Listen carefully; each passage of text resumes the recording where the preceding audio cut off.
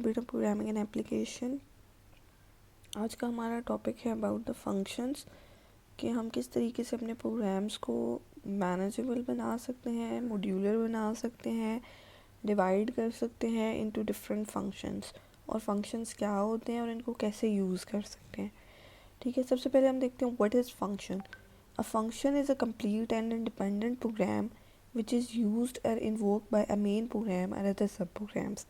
Function हमारे पास एक complete independent programme होता है जो कि हमारा मेन का प्रोग्राम या कोई और प्रोग्राम कॉल कर सकते हैं कोई भी काम करने के लिए। ठीक है, अ सब प्रोग्राम और function receives value called argument. अगर हम उस प्रोग्राम को कॉल करते हुए कोई वैल्यू पास करें तो वो वैल्यूज़ क्या कहलाती हैं? आर्ग्यूमेंट्स कहलाती हैं फ्रॉम अ कॉलिंग फंक्शन। जो भी प्रोग्राम उसको कॉल कर रहा होता है वो उसको आर्ग्यूमेंट्स पास करता है। परफॉर्म्स कैलकुलेशन, वो फंक्शन क्या करता है, उसको जो भी कैलकुलेशंस परफॉर्म करनी होती है वो कैलकुलेशंस परफॉर्म करता है, और आंसर यानी रिटर्न वैल्यू जो है वो कैलकुलेट करके रिटर्न कर देता है कॉलिंग फंक्शन को। ठीक है, आगे जब हम टाइप्स ऑफ फंक्शन पढ़ेंगे तो आपको ये आर्ग्यूमेंट्स और रिटर्न टाइप ज़्यादा क्लियर हो जाएंगी। अभी के लिए ये है कि अगर आप प्रोग्राम जैसे एक सेट होता है, उसके डिफरेंट सबसेट्स होते हैं, और वो सबसेट्स अगर आप सारे कंबाइन कर लें तो आपका एक सेट बन जाता है। इसी तरह अगर आप एक प्रोग्राम इकट्ठा लिखते हो या उसको सब प्रोग्राम्स में लिख के एक जगह पे कंबाइन कर देते हो, दोनों तरह से ठीक होता है, लेकिन सब प्रोग्राम में डिवाइड करने से क्या होता है, अंडरस्टैंडिंग ज़्यादा इंक्रीज़ कर जाती है। तो this is the concept of the function, कि आप छोटे छोटे प्रोग्राम बना लो और जो प्रोग्राम आपको चाहिए हो आप उसको कॉल कर लो। फंक्शंस यूज़ क्यों करते हैं? ठीक है, जब ये क्वेश्चन है कि हम उसको डायरेक्ट मेन में लिख सकते हैं तो हम फंक्शंस को यूज़ क्यों करते हैं, उसके कुछ रीज़न्स होते हैं। एक तो हमारे पास रीज़न है डिवाइड एंड कॉन्कर। जब भी हम प्रोग्राम जो है वो शुरू से लेके एंड तक लिखना शुरू करते हैं तो उसमें मल्टीपल लाइंस ऑफ कोड होते हैं। अगर किसी एक लाइन में कोड आता है तो वो ये stuck with all others. For example हम कहते हैं कि हमने एक कर्ली ब्रैकेट लगाई थी और उस कर्ली ब्रैकेट के अंदर हमने एक व्हाइल लगाया था, उसकी कर्ली ब्रैकेट थी, फिर एक इफ़ लगाया था, उसकी कर्ली ब्रैकेट थी, तो इसकी कर्ली ब्रैकेट लगाना हम भूल गए हैं, तो इसको सॉल्व करते करते हम बाकी ब्रैकेट्स भी ख़राब कर लेते हैं। तो ये होता है कि एक ही चीज़ पे अगर एक चीज़ गलत हो रही है तो बाकी चीज़ों पे इफ़ेक्ट पाया होता है। तो बेटर ये है कि हम छोटे छोटे मॉड्यूल्स बना लें, और उन मॉड्यूल्स को में ये होता है कि जिसमें एरर है बस उसमें रहता है, बाकी चीज़ों पे इफ़ेक्ट नहीं करता। ठीक है, तो डिवाइड एंड कंकर by which a complicated tasks are successively divided into simpler and more manageable tasks। कि अगर आप एक प्रोग्राम लिख रहे हैं जो कि बहुत लंबा है, कॉम्प्लिकेटेड है, उसमें काफ़ी सारी कर्ली ब्रैकेट्स, राउंड ब्रैकेट्स हैं और अंडरस्टैंडिंग मुश्किल हो रही है, तो आप उसको पूरे प्रोग्राम को छोटे छोटे पार्ट्स में जो है वो डिवाइड कर सकते हैं। ठीक है, a program can be divided into smaller sub program that can be developed and tested successfully. जब भी प्रोग्राम को आप स्मॉलर प्रोग्राम में डिवाइड करते हैं तो उसको चेक करना आसान है कि किस जगह पे मसला है। ठीक है, और उसको चलाना भी आसान है, और मतलब आपको पता है कि ये वाली चीज़ ये काम कर रही है, तो चीज़ें डिवाइड हो रही हैं। अच्छा, और क्या वजह हो सकती है कि आप जो है वो C++ के फंक्शन यूज़ करते हैं? एक तो क्या है, we can avoid writing redundant program code of some instruction again and again. ठीक है, अब रिडंडेंट का मतलब है कि बार बार एक प्रोग्राम जो है वो कैसे, फॉर एग्जांपल आप लोग 46 स्टूडेंट्स हैं और हर 46 स्टूडेंट के लिए एक ही फार्मूला है कि अगर उसके मार्क्स जो हैं वो 80 अबव आएंगे तो उसको A मिल जाएगा, अगर 70 अबव आएंगे तो B मिल जाएगा, जो भी हमारा रूल होता है।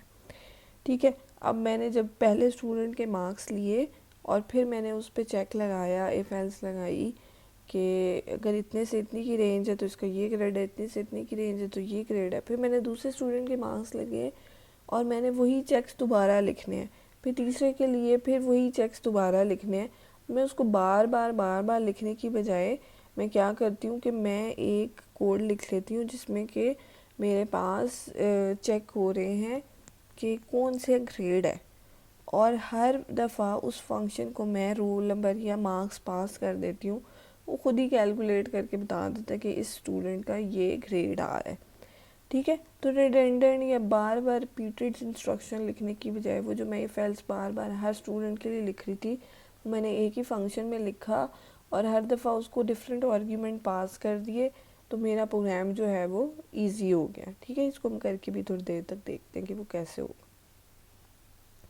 Programme with function are compact and easy to understand. ठीक है, चीज़ें मैनेजेबल हैं, एक जगह पे पड़ी हुई हैं, आपको पता है कि ये कोड आपका ग्रेड के चेक करने के लिए, ये कोड आपका मार्क्स लेने के लिए है, तो ज़रा इजी अंडरस्टैंडिंग हो जाती है।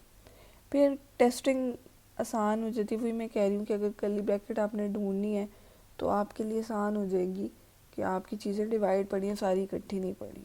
ठीक है, testing and correcting the error is easy because errors are localised and corrected. ठीक है, लोकल जगह पर होते हैं, एक पोर्शन बना हुआ है, उस पोर्शन में आपने उसको ठीक करना है, दूसरा फंक्शन है, दूसरे फंक्शन में ठीक करना है, सारे जो हैं वो मेन के अंदर मौजूद नहीं है। We can understand the flow of program and its code easily since the readability is enhanced. ठीक है, फ्लो ऑफ प्रोग्राम आसान हो जाता है क्योंकि रीडेबिलिटी आसान हो जाती है। ठीक है, क्योंकि चीज़ें डिवाइड हो रही हैं ना, अगर आप मेन में पढ़ रहे हैं सारा प्रोग्राम तो आपके लिए मुश्किल हो रहा है, अगर आप उसको फंक्शन के थ्रू पढ़ रहे हैं तो ईजी हो रहा है। A single function written in program can also be use in other programs also.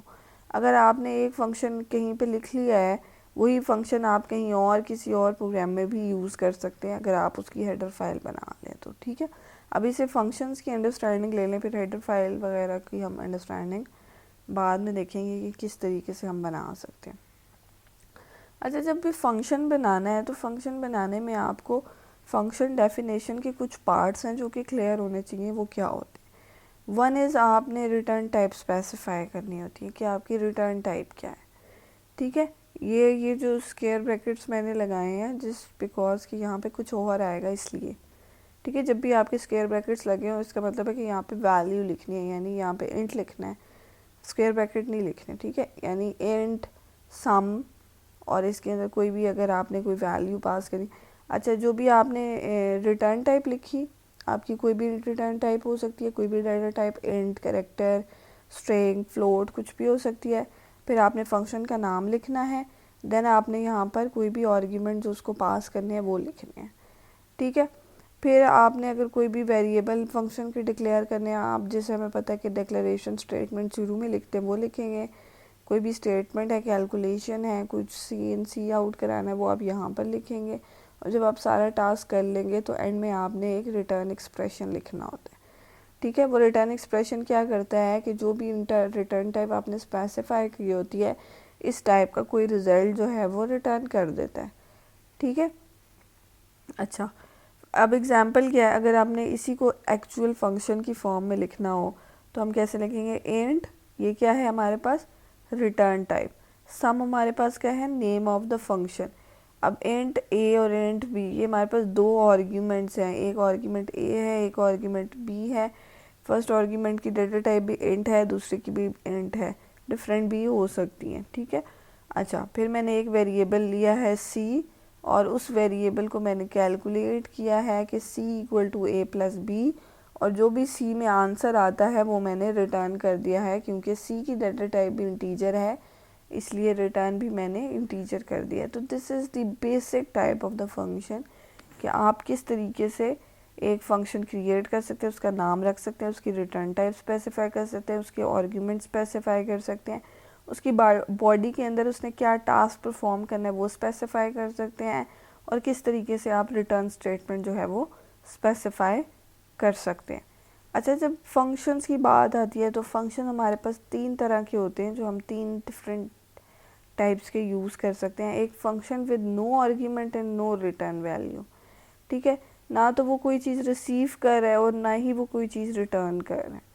ठीक है, function with arguments and no return value, कि फंक्शन कोई वैल्यू तो रिसीव कर रहा है लेकिन आंसर कोई नहीं रिटर्न कर रहा। एंड देन थर्ड टाइप आती है कि function with argument and return value, कि फंक्शन कोई इनपुट रिसीव भी कर रहा है और कोई आउटपुट जनरेट भी कर रहा है, वापस भी कोई चीज़ रिटर्न कर रहा है। ठीक है, उसको हम कहते हैं function with argument and return value, कि दोनों चीज़ें इसमें मौजूद होती हैं। अच्छा, फर्स्ट टाइप हम डिस्कस कर लेते हैं। फर्स्ट टाइप हमारे पास क्या है, no argument and no return value. ठीक है, in the first example there is no data transfer between the calling function and the call function. पहले टाइप में आपका कोई भी कॉलिंग फंक्शन और कॉल फंक्शन के बीच में डेटा ट्रांसफ़र नहीं हो रहा, दोनों इंडिपेंडेंटली काम कर रहे हैं। मेन के अंदर जो काम हो रहा है वो मेन को पता है, सब प्रोग्राम के अंदर जो काम हो रहा है वो सब प्रोग्राम को पता है और किसी को नहीं पता। ठीक है, when a function has no argument it does not receive any data from the calling function. Similarly when it does not return value the calling function does not receive any data from the call function. वही बात है कि ना तो ये कोई data receive कर रहा है और ना ही कोई ये डाटा रिटर्न कर रहा है। ठीक है, a function that does not return any value can not be use in expression, it can be use only as independent statement. ठीक है, फंक्शन जो भी कोई रिटर्न वैल्यू रिटर्न नहीं कर रहा वो एक इंडिपेंडेंट फंक्शन होता है जो इंडिपेंडेंट फंक्शन के तौर पे काम करता है। Any value cannot be used in an expression, it can be used only as an independent statement। ठीक है, आप इसको किसी एक्सप्रेशन के साथ यूज़ नहीं कर सकते फॉर, क्योंकि ये आपको कोई वैल्यू रिटर्न नहीं कर रहा होता। ठीक है, ये चीज़ भी आपको क्लियर कर देते कि ये क्या चीज़ है। अच्छा, फंक्शन में मैंने आपको पहले भी बताया था कि फंक्शन की 3 चीज़ें बहुत इंपॉर्टेंट होती हैं। One is the declaration of the function, second is the function definition and third is the function call. ये हमारा सिंपलेस्ट फंक्शन है, मैंने नाम भी इसका सिंपल रखा है, वॉइड सिंपल, कि आप जो है ना यहाँ पे आयो स्ट्रीम आएगा। ठीक है, यहाँ पर आप क्या करते हो, सिंपल को कॉल आपने करना है, ये आप डिक्लेयर कर रहे हो। आपने रिटर्न टाइप बताई, नेम बताया, राउंड ब्रैकेट बताई, सेमीकोलन, ये आपकी क्या कहलाती है, फंक्शन डिक्लेरेशन। जैसे भी आप कोई वेरिएबल बनाते हैं तो उसको डिक्लेयर करते हैं इंट ए। इसी तरह जब भी आप कोई फंक्शन डिफ़ाइन करने लगते हैं, यूज़र बेस्ड फंक्शन बनाने लगते हैं, तो आप सबसे पहले उसको डिक्लेयर करते हैं। ऊपर आप लिखोगे वॉइड सिंपल और सेमीकोलन लगा देते हो। ठीक है, अब आपने फंक्शन को डिफ़ाइन करना है तो आप इसको मेन के नीचे, मेन की ब्रैकेट्स के नीचे स्पेसिफाई करते हैं वॉइड सिंपल। इसी तरीके से जैसे आपने ये लिखा है यही लिखेंगे, सिर्फ सेमीकोलन नहीं लगाएंगे। सेमीकोलन की बजाय आप scope of the function define करेंगे, कर्ली ब्रैकेट स्टार्ट और कर्ली ब्रैकेट एंड। ठीक है, फिर ये आपको फंक्शन क्या करेगा, स्क्रीन पे प्रिंट करा देगा, हाय आई एम अ फंक्शन। ये सिंपल काम कर रहा है कि मैं एक फंक्शन हूँ। अब आपने इसको डिक्लेयर भी कर दिया, आपने इसको डिफ़ाइन भी कर दिया। हमें पता है कि जो भी हमारा प्रोग्राम है वो मेन से स्टार्ट होता है और मेन पे एंड हो जाता है। तो जब हमारा प्रोग्राम में सिंपल, जब आप इसको, अगर ये लाइन ना लिखें और आप इस प्रोग्राम को चलाएंगे तो आपके प्रोग्राम में कोई भी आउटपुट नहीं आएगी। अगर आपने प्रोग्राम से कोई आउटपुट जनरेट करवानी है या फंक्शन को एग्जीक्यूट कराना है तो you have to call the function. तो फंक्शन कैसे कॉल करते हैं, आप मेन के अंदर लिखोगे सिंपल, तो ये सिंपल आपका कॉल हो जाएगा और ये प्रिंट करा देगा हाय आई एम अ फंक्शन। ठीक हो गया। अच्छा, फिर सेकंड टाइप हमारे पास आती है function with argument but no return value. ठीक है, ऐसा फंक्शन जो कि कुछ इनपुट तो रिसीव करता है लेकिन कुछ भी रिटर्न नहीं करता। The second type of function is passing value to the function. इस फंक्शन में हम क्या करते हैं, वैल्यू पास करते हैं फंक्शन को। The argument pass by the calling function are called actual argument. जब भी आपका कॉलिंग फंक्शन कोई आर्ग्यूमेंट पास करता है तो उनको हम कहते हैं actual arguments. The argument receive by the called function are called the formal arguments. और जो एक्चुअल आर्ग्यूमेंट ट्रांसफ़र होते हैं इनटू द कॉलिंग फंक्शन तो वो हमारे पास फॉर्मल आर्ग्यूमेंट्स कहलाते हैं। Both the arguments actual and formal should match in number of type and order. जो वैल्यूज़ आप पास कर रहे हैं और जो वैल्यूज़ आप रिसीव कर रहे हैं दोनों का ऑर्डर भी सेम होना चाहिए, दोनों की डेटा टाइप भी सेम होनी चाहिए, दोनों के नंबर ऑफ आर्ग्यूमेंट्स भी सेम होने चाहिए। ठीक है, जैसे ये एक फंक्शन है आपके पास, आपने एक फंक्शन बनाया सम इंट ए इंट बी। ठीक है, ये आपने डिक्लेयर कर दिया और आपने डिफ़ाइन किया कि ये क्या है, एक इंट ए बी है और ये आपके पास क्या कर रहे हैं, सी आउट कर रहे हैं ए प्लस बी को। ठीक है, जो भी ए और बी आ रहा है उनको जमा करके प्रिंट करा रहे हैं। अच्छा, ये अब आप जब इस फंक्शन को कॉल करोगे सम 3 5, तो ये जो 3 और 5 हैं इनको हम कहते हैं एक्चुअल आर्ग्यूमेंट्स। और जब हम यहाँ पर इनको ए में रिसीव, ये 3 यहाँ पर आके ए में सेव हो जाएगा और ये 5 यहाँ पर आके बी में सेव हो जाएगा, तो इनको हम कहते हैं फॉर्मल आर्ग्यूमेंट्स। ठीक है, ये आपने डिक्लेयर कर लिया, ये आपने डिफाइन कर लिया। जब आपने इसको कॉल करना है तो आप 3 और 5 पास करेंगे, ये 3 5 इधर कॉपी हो जाएगा और फिर ये यहाँ पर प्रिंट हो जाएगा। तो this is basically function with argument but no return value. अल्हम्दुलिल्लाह। अच्छा, ये आपकी एक और एग्जांपल है लार्जेस्ट की। और लार्जेस्ट में आप क्या करते हो कि आपने 2 नंबर ले लिए यूज़र से, ए और बी।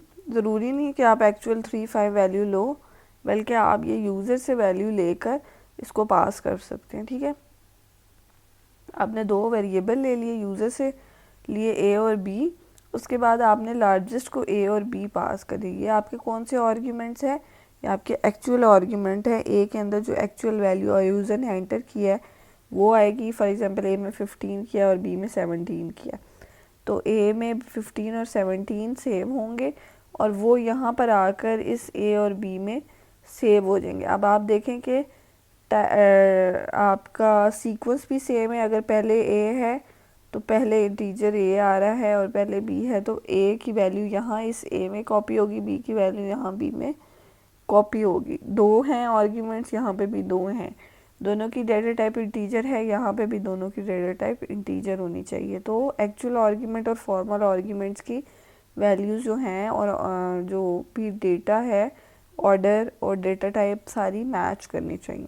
अब जब आपने इसको यहाँ पर कॉल किया तो इस फंक्शन ने क्या किया, ए और बी को रिसीव किया है, चेक किया है, अगर ए ग्रेटर देन बी है तो लार्जेस्ट एलिमेंट ए होगा ऑब्वियसली, अगर ए ग्रेटर है, अदरवाइज जो है वो लार्जेस्ट एलिमेंट बी होगा। This is another example of with no return type with argument. अब लास्ट हमारी डेटा टाइप बोल रही हूँ, लास्ट हमारी टाइप ऑफ द फंक्शन आती है function with argument and return value. कि हमारे पास कोई फंक्शन है, उसके पास उसको हम आर्ग्यूमेंट भी पास कर सकते हैं और कोई रिटर्न वैल्यू भी ले सकते हैं। This is the most difficult type of the function. इसको ज़रा आपने गौर से देखना है। The function with argument and return value will send argument from the calling function to the called function. अब कॉलिंग फंक्शन कौन है?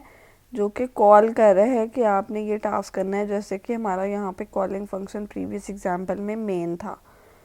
ठीक है, तो हमने मेन में यहाँ पर ये कॉलिंग फंक्शन है और ये कॉल्ड फंक्शन है, इसने बुलाया है और ये बुलाया गया है। ठीक है, तो लार्जेस्ट ने, जब हमने मेन ने लार्जेस्ट को बुलाया है तो उसने इसको आर्ग्यूमेंट्स पास किए ए और बी। ठीक हो गया। तो यही बात वो कह रहा है कि अगर आपका कॉल्ड फंक्शन, कॉलिंग फंक्शन जो है आर्ग्यूमेंट पास करता है कॉल्ड फंक्शन को and accept the result to be return back. अभी यहाँ पे क्या हो रहा था कि जो भी कॉल्ड फंक्शन को वैल्यू पास कर रहा था वो उसके साथ जो भी कर रहा है, जो भी प्रिंट करा रहा है, वो उसको पता है, आपके मेन को पता नहीं है। अगर मेन चाहता है कि ये जो भी आंसर है वो कैलकुलेट करके मुझे भी बताए, तो वो एक्सपेक्ट करेगा कि मुझे कोई भी रिटर्न वैल्यू आनी चाहिए। ठीक है, the value return by any function when no format is specified as an integer.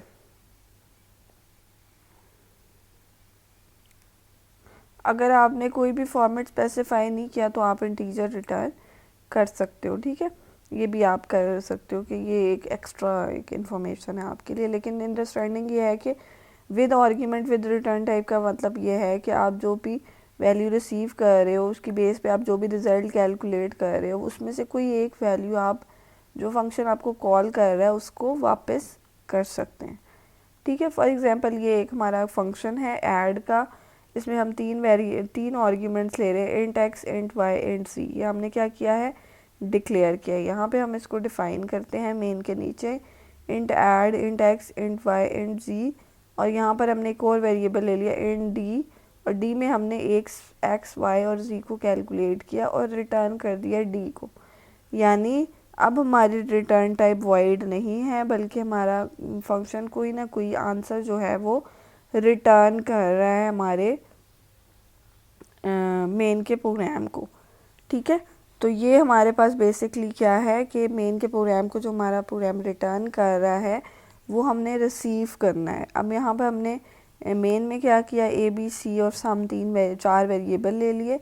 User से हमने 3 नंबर लिए ए बी और सी, और वो 3 नंबर ए बी और सी हमने ऐड के फंक्शन को पास कर दिए जो भी यूज़र ने एंटर किया था।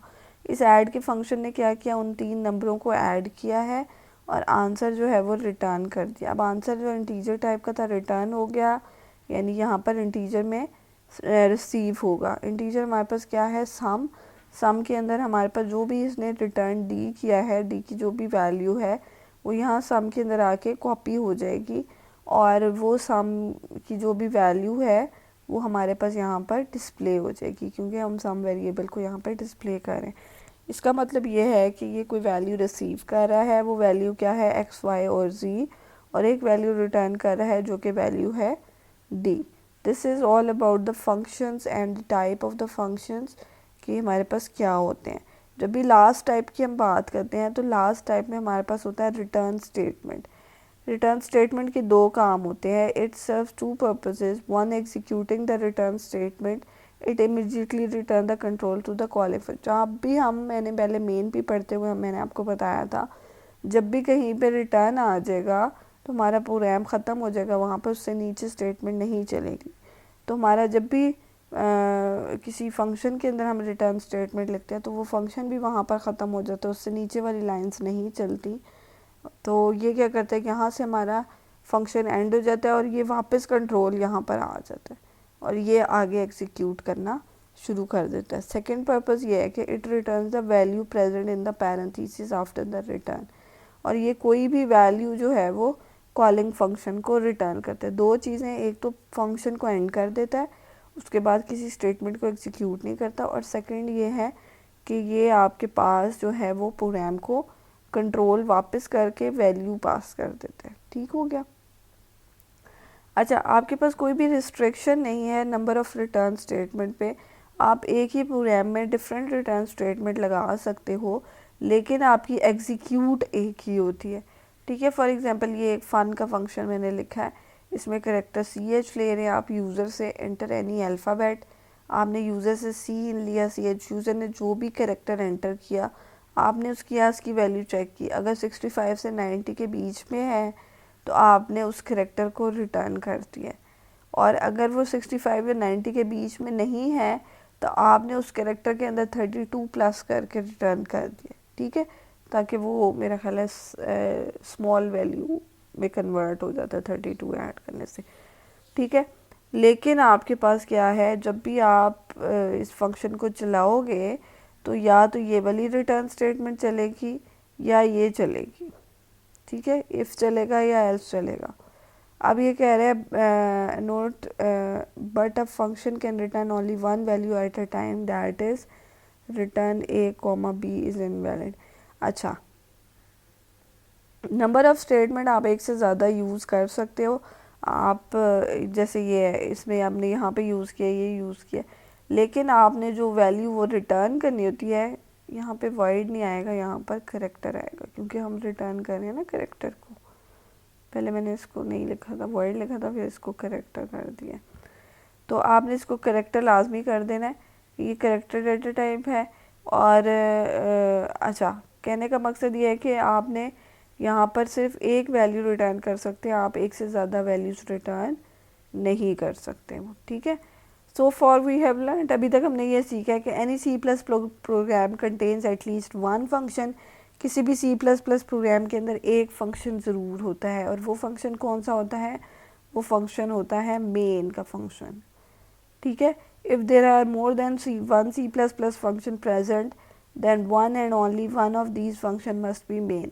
अगर एक से ज़्यादा फंक्शन होंगे तो एक फंक्शन मेन लाजमी होना चाहिए, क्योंकि मेन के प्रोग्राम बगैर आपका प्रोग्राम नहीं चलता। Because program execution always begins with main, main से ही आपका प्रोग्राम स्टार्ट होता है और मेन पे ही एंड होता है। There is no limit on number of functions in the program. आप एक से ज़्यादा 2, 3, 4, 6, 10, 12 जितने भी फंक्शंस बनाना चाहते हैं प्रोग्राम में बना सकते हैं। Each function in a program is called in the sequence of specified by the function call in the main. जब भी फंक्शन आपका चल रहा है, जितने भी फंक्शन आपके अंदर प्रोग्राम के अंदर हैं वो कैसे चल रहे हैं, ये डिपेंड करता है कि मेन उनको किस तरीके से कॉल कर रहा है, सीक्वेंस क्या डिफ़ाइन कर रहा है। जो फंक्शन पहले कॉल होगा वो पहले चलेगा, बेशक वो एंड में डिफ़ाइन हुआ है, ठीक है। तो बेस्ड ऑन द कॉल जो है वो आपका फंक्शन चलता है। After each function has done its thing control return to the main. जब प्रोग्राम एंड हो जाता है तो वापस मेन में चला जाता है और आगे देखता है कि कोई स्टेटमेंट तो नहीं चलानी। अच्छा, execution always start with main except for this all C plus function enjoy the state of the perfect equality. सिर्फ मेन का एक एक्स्ट्रा प्रिविलेज ये है कि सी प्लस प्लस का प्रोग्राम मेन से स्टार्ट होता है, बाकी जैसे फ्लो मेन का होता है, बाकी अदर प्रोग्राम्स का होता है, अदर्स फंक्शंस का होता है, इसी तरह मेन का होता है। सिर्फ मेन को एक एज ये हासिल है कि जब भी आप सी प्लस प्लस का प्रोग्राम चलाते हैं तो आपका क्या होता है, मेन जो है वो मेन जो है वो सबसे पहले चलता है, ठीक है। This is about the concept of the theory. इसको थोड़ा सा मज़ीद एक्सप्लेन मैं आपको कर देती हूँ with regard to the code. तो जो कुछ चीज़ें हमने इसमें से डिस्कस की थी और वो रह गई थी कोड के रेफरेंस से, वो हम डिस्कस कर लेते हैं। यहाँ तक हमारा क्लियर था, रीजंस क्या होती हैं। अब फंक्शन डिफ़ाइन कैसे करते हैं, ठीक है। दो तीन चीज़ें थी, मैंने आपको पहले भी बताई कि फंक्शन डेफिनेशन क्या होती है, फंक्शन कॉल क्या होती है, और फंक्शन डेक्लेरेशन क्या होती है, ठीक हो गया। सबसे पहले हम ये देख लेते हैं कि हमने बेसिक स्ट्रक्चर लिखना है अपने प्रोग्राम का, जो कि ये हमारा प्रोग्राम का बेसिक स्ट्रक्चर होता है। ये ऑलरेडी कुछ फंक्शंस लिखे हुए हैं, वो हम डिलीट कर देते हैं। ये हमारा मेन का बेसिक स्ट्रक्चर हो गया, ठीक है। अब हमने क्या करना है कि हमने एक कोई भी प्रोग्राम बनाना है, तो हम उस प्रोग्राम को सबसे पहले डिक्लेयर करेंगे। फॉर एग्जांपल मैंने एक डिस्प्ले का प्रोग्राम बना लिया, ठीक है। इसको कहते हैं फंक्शन डेक्लेरेशन, यानी हम मेन को बताते हैं कि हमारे पास एक ऐसा प्रोग्राम होगा जो कि कोई चीज़ डिस्प्ले कराएगा या उसका नाम डिस्प्ले होगा। फिर हमने डिफ़ाइन करना है। डिफ़ाइन करते हुए हम सबसे पहले रिटर्न टाइप बताते हैं। अभी हम रिटर्न टाइप स्पेसिफाई नहीं कर रहे, फर्स्ट टाइप का फंक्शन बना रहे हैं। No return type, no parameter. हम लिखेंगे void display round bracket curly bracket start curly bracket. ये कोई भी काम करता है, फॉर एग्जांपल ये प्रिंट कराता है आई एम अ फंक्शन, ठीक है। अब ये आपने डिक्लेयर कर दिया और इसको कहते हैं डेफिनेशन ऑफ द फंक्शन, ठीक है। डेफिनेशन में हम लोग बिल्कुल डिक्लेरेशन में जैसे नाम बताते हैं, राउंड ब्रैकेट लगाते हैं, डेटा टाइप बताते हैं अगर कोई रिटर्न टाइप हो, अगर नहीं है तो वॉइड लगाते हैं। और आप क्या करते हो, एक चीज़ जो डिफरेंट है, सेमीकोलन नहीं लगाते, एंड नहीं करते, बल्कि स्कोप डिफाइन करते हैं। ये कर्ली ब्रैकेट स्टार्ट और कर्ली ब्रैकेट एंड का मतलब है कि this is the scope of the function. Program आपका जो फंक्शन है यहाँ से स्टार्ट होकर यहाँ पर एंड हो रहा है। अब आप बेशक इसको लिख लिया आपने, ये प्रोग्राम आपका चलेगा नहीं, क्योंकि आपके प्रोग्राम का जो भी सीक्वेंस होता है वो मेन डिफ़ाइन करता है। आपका प्रोग्राम मेन से स्टार्ट होकर मेन पे एंड हो जाता है, ठीक हो गया।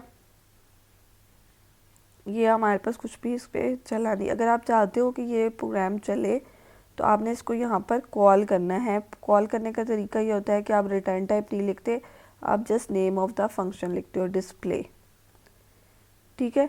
This is called the function call, ठीक है। आप इसको किस तरीके से कॉल करते हो कि ये आप नाम लिखते हो, राउंड ब्रैकेट स्पेसिफाई करते हो और स्क्रीन पे प्रिंट करा देते हैं आई एम अ फंक्शन, ठीक है। दिस इज़ बेसिकली आपका ये बेसिक टाइप का प्रोग्राम है जो कि सिंपलेस्ट है। इसमें कोई आपने no return type, no parameter specify किया है, आपने डिक्लेयर कर दिया, आपने इसको कॉल किया और इसने यहाँ पे जाके इसको एग्जीक्यूट कराया।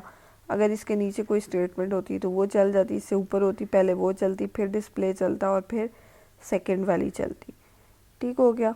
अच्छा, फिर हमने यहाँ तक ये चीज़ क्लियर हो गई थी। उसके बाद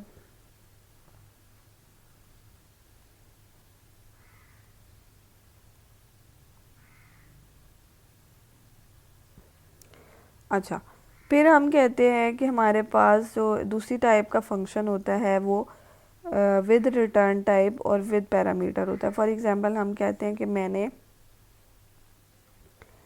एक सम का फंक्शन बनाना है और वो सम का फंक्शन क्या करता है, दो नंबर लेता है, वॉइड सम, दो नंबर लेता है और वो दोनों फंक्शन फ्लोट टाइप के होते हैं, दोनों वैल्यूज़ क्या होती हैं, फ्लोट टाइप की मेरे पास होती हैं।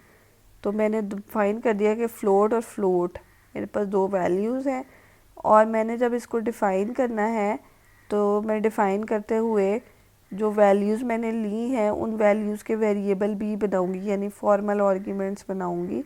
फ्लोट, उसका कोई भी नाम रख देती हूँ, फॉर एग्जांपल मैंने उसका नाम ए और फ्लोट बी रख दिया। अब ये मेरे पास फ्लोट क्या करता है, ये मैं एक और फ्लोट ले लेती हूँ सी, और उसके अंदर मैं ए और बी को प्लस कर देती हूँ और मैं सी आउट कर देती हूँ कि सम इक्वल टू सी है, एंड एल भी लगा देते हैं। ठीक है, तो ये मेरे पास सेकंड टाइप का फंक्शन हो गया जो कि मैंने यहाँ पे डिफाइन कर दिया। दिस इज़ डेफिनेशन और दिस इज़ डेक्लेरेशन। जब हमने सेकंड टाइप के फंक्शन को कॉल करना है तो ये फर्स्ट टाइप के फंक्शन से थोड़ा सा डिफरेंट होगा। वो इस तरह से होता है कि आप क्या करते हो, नेम ऑफ द फंक्शन लिखते हो और फिर इस फंक्शन को आप दो वैल्यूज़ पास करते हो, कोई भी दो वैल्यू 3.5 और 9.7 फॉर एग्जांपल मैं पास कर रही हूँ। ठीक है, कोई भी आप इसको दो वैल्यूज़ पास कर सकते हैं। अब ये वैल्यूज़ क्या करती है, ये वैल्यू यहाँ पर ए में जाके कॉपी हो जाती है और ये 9.7 बी में जाके कॉपी हो जाएगा, ऑर्डर वाइज होंगे, पहला पहले में और दूसरा दूसरे में। इसलिए हम कहते हैं कि इनकी डाटा टाइप जो है वो मैच करनी चाहिए। अब ज़रूरी नहीं है कि आप इसको एग्जैक्ट वैल्यू पास करो, आप कोई ऐसा वेरिएबल भी पास कर सकते हो। फॉर एग्ज़ाम्पल मेरे पास यहाँ पर एक वेरिएबल था फ्लोट एक्स इक्वल टू 4.5, मैं यहाँ पे 3.5 की बजाय यहाँ पे 4.5 पास करना चाहती हूँ, तो मैं यहाँ पे x पास कर दूँगी। तो x के अंदर मेरे पास 4.5 सेव होगा और वो 4.5 यहाँ पर आके a में कॉपी हो जाएगा। तो आप एक्चुअल वैल्यू भी पास कर सकते हो, आप एक ऐसा वेरिएबल भी पास कर सकते हो जिसके अंदर वैल्यू सेव है। ठीक है, तो जो सेकंड टाइप का फंक्शन है उसको कॉल करने का डिफरेंस ये होता है कि आप नेम ऑफ द वेरिएबल लिखते हो, उसको जो जो वैल्यू पास करनी है वो उसकी एक्चुअल वैल्यू या कोई ऐसा वेरिएबल जिसके अंदर वो वैल्यू सेव हो वो पास कर सकते हो। दोनों जगह आप x भी पास कर सकते हो, एक्स वाई भी पास कर सकते हो, वैल्यू भी पास कर सकते हो, कॉम्बिनेशन पास कर सकते हो। लेकिन आपको ये बात पता होनी चाहिए कि जो भी चीज़ आप पास कर रहे हो उसका जो भी वैल्यू है वो इधर आके कॉपी होगी। ठीक है, अब आपने देखा यहाँ से मैंने x पास किया, यहाँ पे उसका नाम a लिया, तो ये x this is basically the local variable of main. तो ये x डिफरेंट है और ये a डिफरेंट है। अगर मैं यहाँ पे a ले लेती हूँ तो ये a जो है वो मेन का a डिफरेंट है और फंक्शन का a जो है वो डिफरेंट है। ठीक है, इसलिए मैंने डिफरेंट नाम लिए ताकि आपको पता हो कि यहाँ से जो भी चीज़ पास हो रही है बेसिकली वो ये वैल्यू पास हो रही है और वो वैल्यू इस वेरिएबल के अंदर आके सेव हो रही है। ये डिफरेंट वेरिएबल है, ये सम जो है इसका लोकल वेरिएबल है, वो मेन में एक्सेस नहीं हो सकता, और x जो है वो मेन का लोकल वेरिएबल है, वो आपके पास सम में एक्सेस नहीं हो सकता। सिर्फ आपकी ये यहाँ से वैल्यू की कॉपी यहाँ पे पास हो रही होती है और वो यहाँ पे पास हो जाती है और उसका जो भी कैलकुलेट होता है वो कैलकुलेट होगा और कैलकुलेट होके यहाँ पे इसका सम जो है वो प्रिंट हो जाता है। This is the second type of the function. अगर हम इसको चलाएंगे तो ये क्या करेगा, 9.8 में 4.5 को प्लस करेगा, यहाँ से आपके पास 4.5 और 9.8 पास हुआ है, ये 4.5 ए में कॉपी हो गया और 9.8 बी में कॉपी हो गया, दोनों जमा हुए, आंसर सी में सेव हुआ, जो भी आंसर आया वो सम इक्वल टू 14.3 उसने प्रिंट करा दिया। ठीक है, फिर हमारे पास आ जाता है थर्ड टाइप का फंक्शन। थर्ड टाइप का फंक्शन ये है कि आप चाहते हो कि जो भी वैल्यू आपने कैलकुलेट किया है, जो भी आंसर आपका आया है वो मेन को भी पता होना चाहिए। ठीक है, तो फॉर एग्जांपल अगर हम इसी फंक्शन को चेंज कर लेते हैं, नहीं हम एक और फंक्शन लिख लेते हैं। फॉर एग्जांपल हम फ्लोट डबल नंबर, डबल क्योंकि डाटा टाइप होती है, इसलिए हम उसको नाम डिफरेंट रख, डबल नंबर के नाम से मैंने एक डबल अंडरस्कोप नंबर या जो भी आप नाम रखना चाहते हैं आपकी मर्ज़ी है के नाम से आपने एक फ़ंक्शन ले लिया और आपने उसको कोई फ्लोट वैल्यू पास कर दी। ठीक है, अब एक आर्ग्यूमेंट मैं इसका रख रही हूँ, एक से ज़्यादा भी आप अगर एक से ज़्यादा रखेंगे तो आप इस तरीके से कॉमा से सेपरेट करेंगे, अगर आप एक वैल्यू पास करें तो आप सिंपल फ्लोट इसको लिखेंगे। ठीक है, अच्छा अब आपने क्या किया, एक मैंने फंक्शन डिक्लेयर किया, उसकी मैंने रिटर्न टाइप फ्लोट रखी है, नेम मैंने डबल अंडरस्कोप नाम रखा है और आर्ग्यूमेंट भी उसको मैंने फ्लोट पास कर लिया। उसको मैं इंट भी पास कर सकते हैं, ज़रूरी नहीं है कि आपने उसको फ्लोट ही पास करना है, जो भी आप, अभी मेरी रिक्वायरमेंट ये है इसलिए मैं इसको ये कर रही हूँ। अब मैंने इसको यहाँ पे डिफ़ाइन कर दिया, फॉर एग्जांपल मैं इसको यहाँ पे डिफ़ाइन करती हूँ फ्लोट डबल अंडरस्कोप नम, और फ्लोट कोई एक नंबर मेरे पास रिसीव हो रहा है, फॉर एग्जांपल एक्स रिसीव हो रहा है, और ये मेरे पास क्या करता है, रिटर्न करता है डबल करके उस नंबर को उस नंबर से मल्टीप्लाई करता है, वो तो प्रोडक्ट आ जाएगा ना, उस नंबर का डबल कैलकुलेट करता है, 2x होगा 50, 25 का 50 कर देगा, 50 का 100 कर देगा, उस नंबर का डबल कैलकुलेट कर देगा।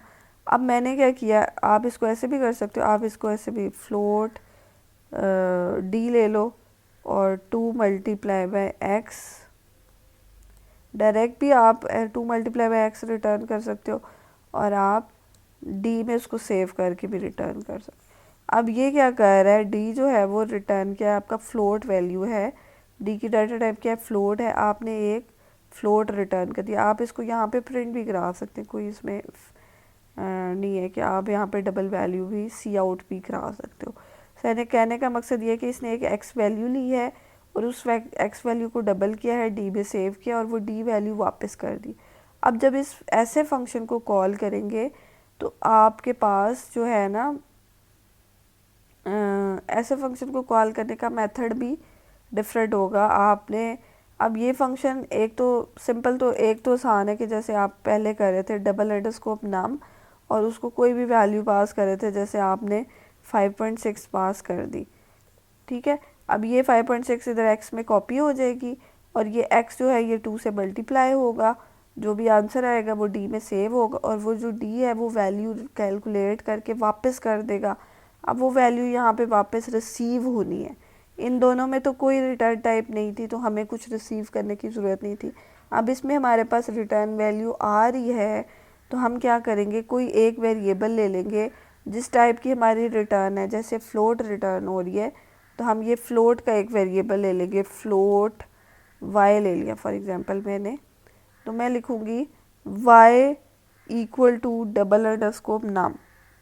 ठीक है, कि y मेरे पास क्या आ रहा है कि डबल अंडरस्कोप नाम को 5.6 पास हो रहा है, 5.6 2 से मल्टीप्लाई हो रहा है, जो भी आंसर आ रहा है वो कैलकुलेट हो रहा है और ये वापस इधर y में आकर सेव हो रहा है। अगर आप इसको प्रिंट करा के देखें तो आप देखेंगे कि जो भी डबल वैल्यू आएगी, double of x, sorry double of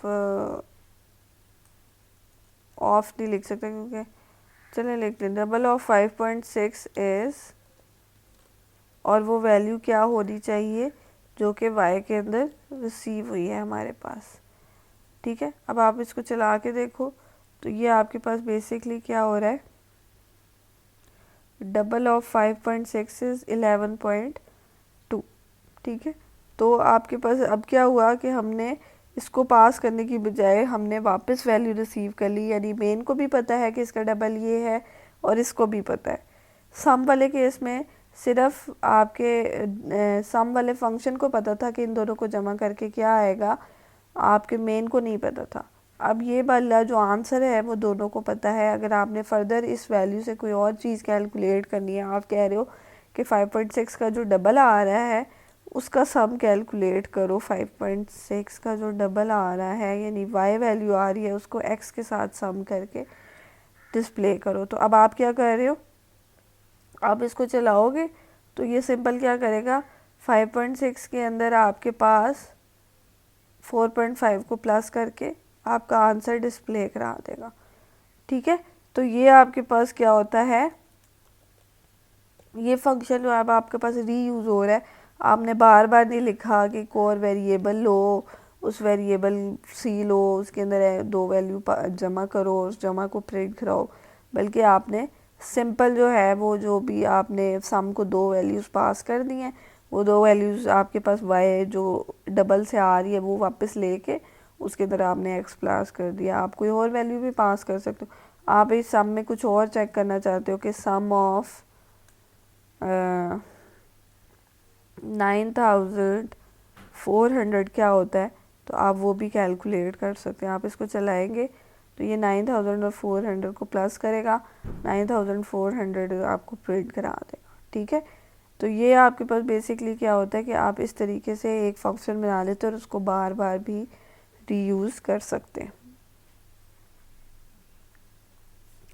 फिर हमारे पास आ गया था ये वाली चीज़ भी हो गई है, रिटर्न टाइप भी हो गई है, नंबर ऑफ स्टेटमेंट्स वाली बात भी होगी। ठीक है, this is about the function. जो बाकी और डिटेल है वो हम फर्दर इस पे डिस्कस करेंगे कि किस तरीके से हम मोर फंक्शंस को इन्हेंस कर सकते हैं और फंक्शंस के अंदर और डिफरेंट चीज़ें क्या होती हैं। अभी के लिए यही है, और आपने जो है इसकी प्रैक्टिस सेशन लाजमी करना है ताकि आपको इसको क्लियर हो जाए। Thank you so much.